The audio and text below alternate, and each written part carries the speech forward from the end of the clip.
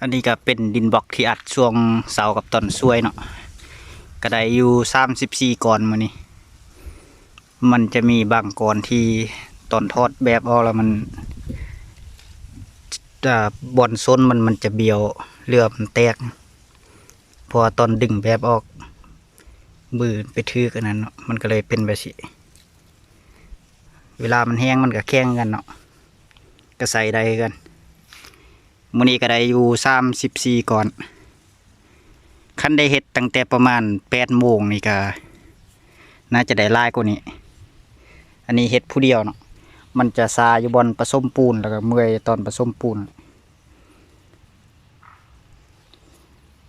มีแต่ท่าเบิ่งว่าอาทิตย์หน้าสิ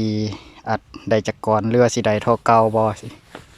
ก็พยายามให้มันได้อยู่ประมาณมื้อละ30ปลายก่อนพอคันได้หลายมันก็สิได้แล้วไว้อันนี้ก็5ก็แล้วประมาณว่างนึงนี่ตอนนี้ก็4 โมงสิครึ่งละเดี๋ยวจักหน่อยก็สิอาบน้ำกลับบ้านอันนี้ก็มีแต่ปะไว้นี้ให้มันแห้งเนาะบางเทื่อช่วงตอนแรกค่อยก็สิเที่ยวมาแวหดน้ำใส่หดน้ำให้มันแข็งโตถ้าบ่หดน้ำนี้เฮาอัดมันบ่แน่นแล้วมันจะบ่แข็งคือแบบโต4ก้อนที่เฮ็ดอาทิตย์ก่อนนี่ก็อันนี้ก็หดน้ำใส่เนาะอันนี้นี่ก็แข็งละเอาไปก่อเอาไปใส่ก็ได้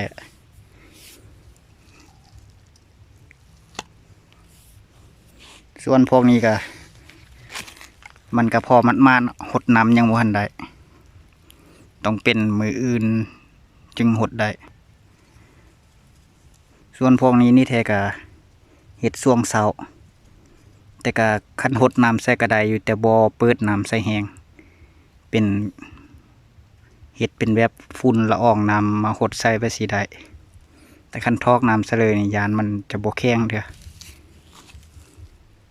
อันนี้รู้สึกว่ามันก็แข็งแล้วนี่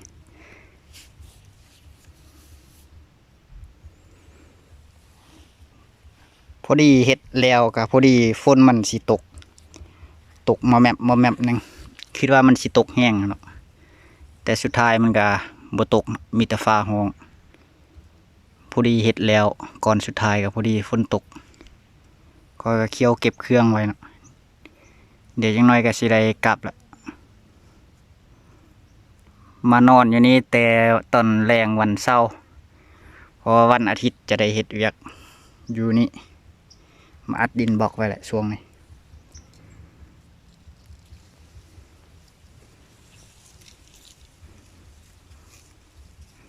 ตัวนี้ก็เป็นท่อน้ำอันนี้เป็นบอลเจาะน้ำบาดาลอันพวกนี้ก็สิได้เก็บเมียนมันหมดเอาปะไว้นอกบ่ได้ยันมันสิเสียตอนที่ใส่จึงเอาออกมา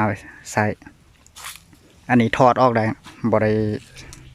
เห็ดให้มันแน่นเถอะ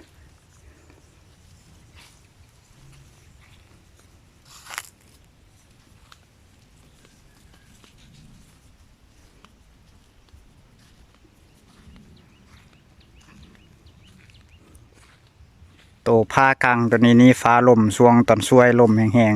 ๆมันโดกๆคาดๆได้ละฟ้าลมใส่อีกก็เลยคาดออกเลยแบบนี้สิได้ห้าผ้าตัวอื่นมาบังเพราะว่าคันแดดแห้งแล้วมันจะหอนเข้าไปในคันมีตัวนี้บังมันก็พอห่มมีห่มไว้จอดรถไว้นั่งลิ้นอยู่